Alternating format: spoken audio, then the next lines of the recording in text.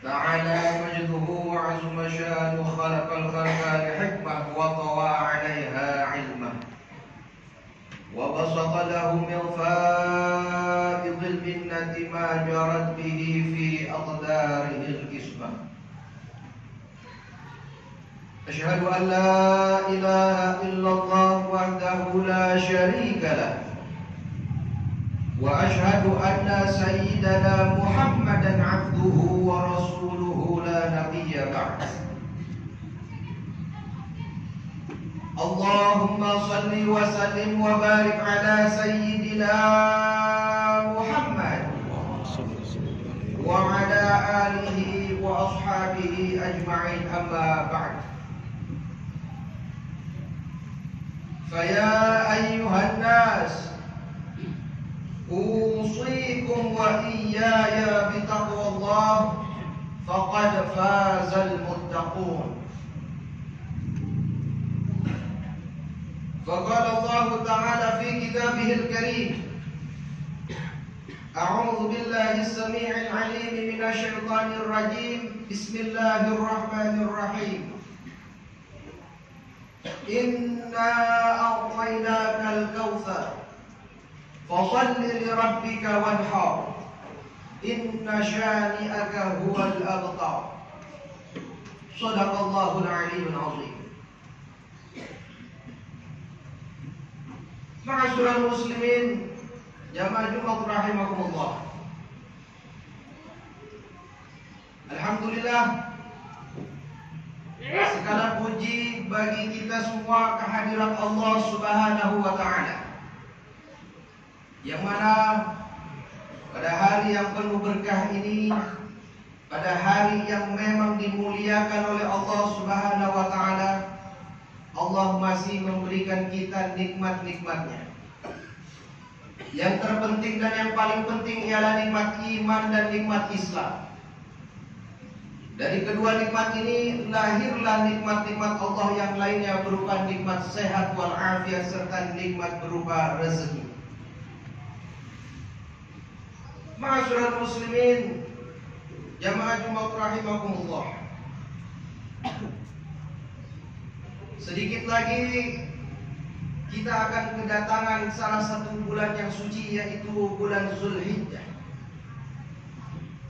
yang mana seluruh umat muslim di dunia ini berbondong-bondong atau berlumba-lumba untuk mencari keridhaan dari Allah Subhanahu wa taala dengan ibadah pergi haji. Dan bagi kita semua yang belum berangkat ke tanah suci Mekah dan Madinah, maka dari itu kita dianjurkan untuk beribadah sunnah berkurban. Ma'asyiral muslimin, jamaah Jumat rahimakumullah. Di hari yang singkat ini, di siang yang singkat ini, Al-Fakir akan sedikit membahas tentang hikmah dan hakikat berkurban bagi muslim. Berkurban merupakan salah satu syariat Islam yang diperintahkan sebagai sarana untuk mendekatkan diri kita kepada Allah Subhanahu wa taala. Berkurban juga merupakan salah satu sunnahnya dari Nabi Ibrahim alaihissalam dan Nabi Ismail alaihissalam, lalu diteruskan oleh Nabi akhir zaman, yaitu baginda Nabi besar Muhammad sallallahu alaihi wasallam. Bahkan perintah untuk hamba-hambanya Allah berkurban merupakan pelaksanaan perintah Allah Subhanahu wa taala, sebagaimana Allah taala telah berfirman di dalam Al-Qur'an surat Al-Kautsar ayat 1 sampai 3. A'udzu billahi as-sami'il 'alim minasyaitonir rajim. Bismillahirrahmanirrahim. Inna a'tainakal kautsar fashalli lirabbika wanhar, inna syani'aka huwal abtar. Kata Allah Ta'ala di dalam firman-Nya, sesungguhnya kami telah memberimu nikmat yang banyak, maka laksanakanlah sholat karena Tuhanmu dan berkurbanlah. sebagai bentuk ibadah mendekatkan diri kita kepada Allah Subhanahu wa taala. Sungguh orang-orang yang telah membencimu dialah orang-orang yang terputus dari rahmatnya Allah Subhanahu wa taala. Ma'asyiral muslimin, jamaah Jumat rahimakumullah. Karena itu berkurban hendaknya dilaksanakan semata-mata karena bentuk kecintaan kita kepada Allah Subhanahu wa taala. Salah satu bentuk kecintaan kita kepada Allah Subhanahu wa taala di dalam kehidupan kita sehari-hari, kita telah bersyahadat sama Allah di dalam salat kita 2 kali. Yang pertama, asyhadu an la ilaha illallah wa asyhadu anna Muhammadar Rasulullah. Dan yang syahadat kita yang kedua ialah sebagaimana firman Allah di dalam Al-Qur'an surat Al-An'am. A'udzu billahi as-sami'il 'alim minasyaitonir rajim. Bismillahirrahmanirrahim. Qul inna salati wa nusuki wa mahyaya wa mamati lillahi rabbil alamin. La syarika lahu wa bidzalika umirtu wa ana awwalul muslimin. Shadaqallahul 'aliyyul 'azim. Kata Allah Ta'ala di dalam firman-Nya Al-Quran surat Al-An'am ayat 162 dan 163.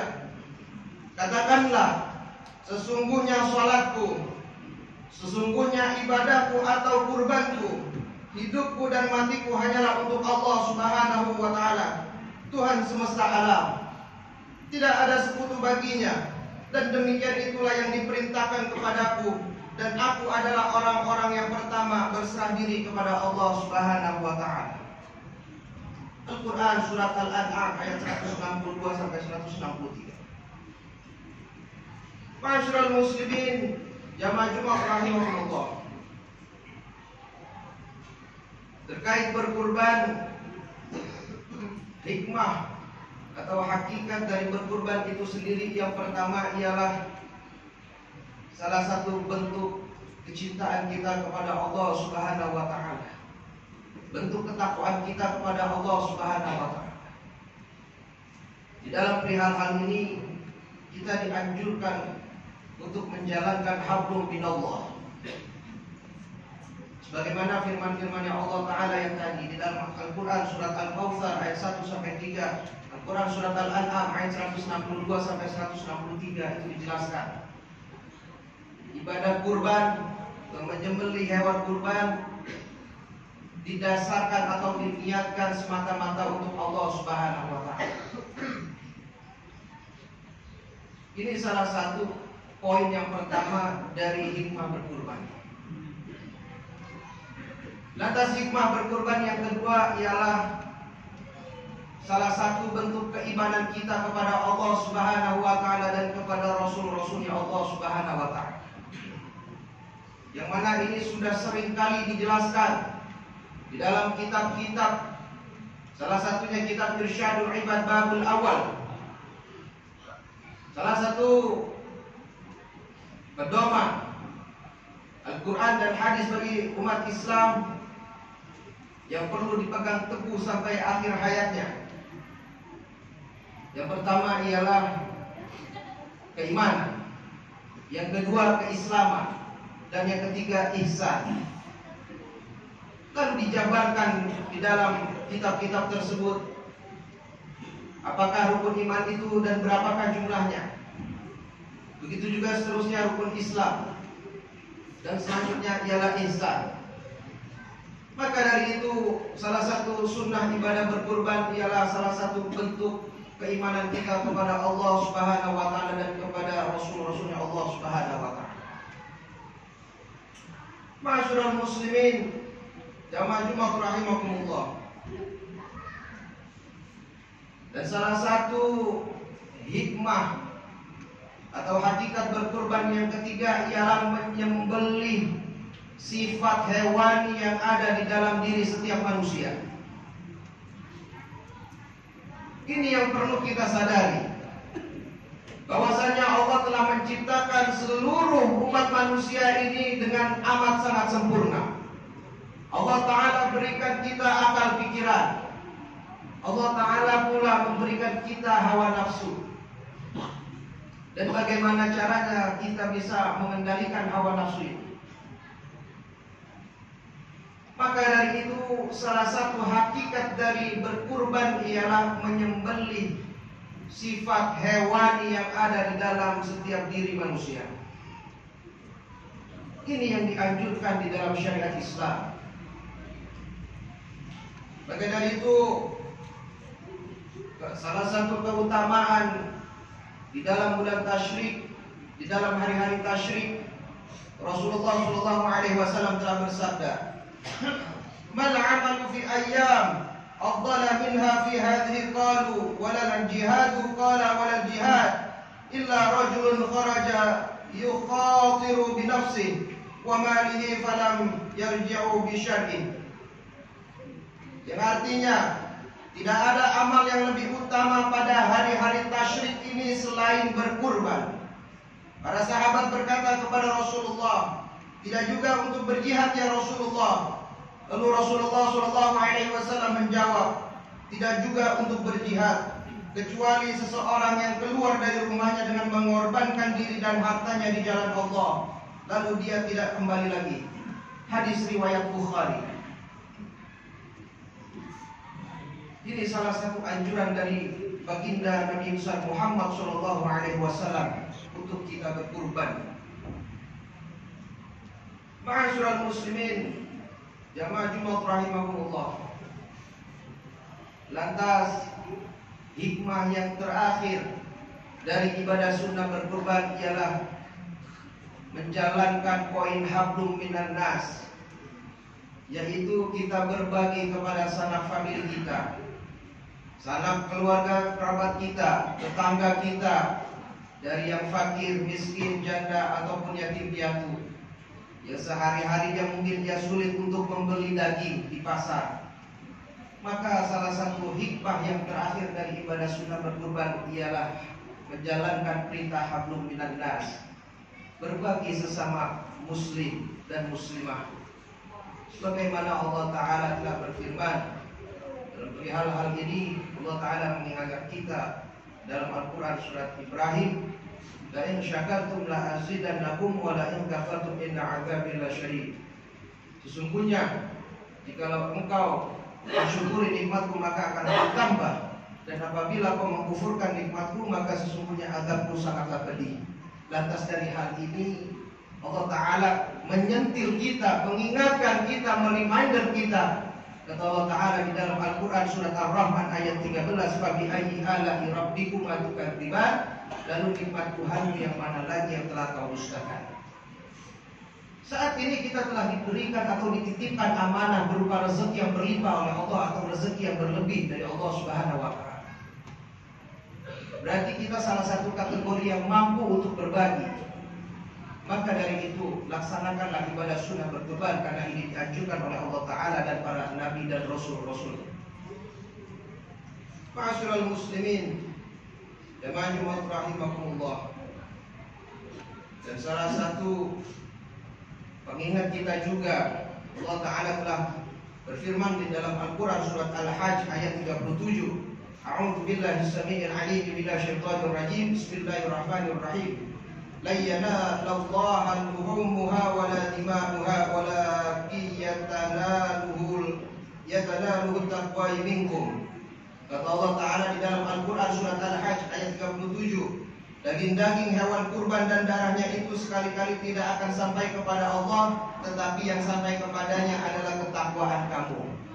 Ini salah satu mengingat kita bahwasanya kita menyembelih hewan kurban semata-mata karena Allah. Sebagaimana Allah Ta'ala telah mengingatkan kita di dalam Al-Quran surat Al-Hajj ayat 37. Dan yang terakhir, kata Rasulullah SAW bersabda mengingatkan kita bahwasanya barang siapa yang mendapati dirinya dalam keadaan lapang atau dalam keadaan luas dalam rezeki lalu ia tidak berkurban, maka janganlah ia mendekati tempat sholat idnya. Hadis riwayat Ahmad dan Ibnu Majah. Ini salah satu hadis yang dikatakan oleh baginda Nabi Kata baginda Nabi ialah barang siapa dia dalam keadaan lapang, dia diberikan amanah berupa rezeki tetapi dia tidak mau beribadah sunnah berkurban, maka kata Nabi jangan dekat-dekat dengan tempat sholat kamu atau dekat dengan masjid, jauh-jauh. Nabi nggak mau mengakui diri kita bahwasanya kita ini bukan umatnya Nabi. Jikalau kita mengaku umatnya Nabi, jikalau kita mengaku cinta kepada Allah dan cinta kepada Nabi, maka jalankanlah yang Allah perintahkan dan Nabi perintahkan.